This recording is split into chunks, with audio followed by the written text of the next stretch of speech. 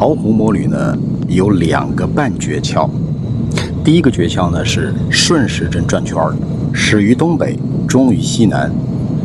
这个安徽巢湖呢，它像一只饺子，滨湖大道分东北侧和西南侧，形成了一个闭环，一定要顺时针转圈，从东北侧向西南侧兜圈子。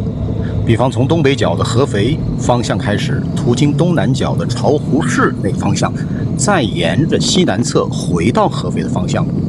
这么干呢，有2个好处。第一个，顺时针最靠近湖面，景色生猛；第二个呢，先走东北环湖，是景色和设施最养眼的那一侧。如果西南侧没有时间，就可以不去了。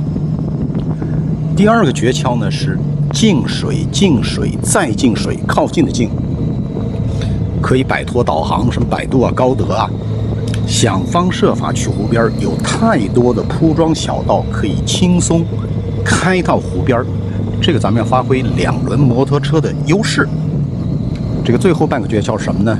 就如果时间有的选择，尤其你需要拍摄的，尽量要避开中午的6个小时，就是早上9点到下午3、4点这一段时间，最好不要用于拍摄。这个早晚的内光出来的效果呢，阳光斜射，非常漂亮。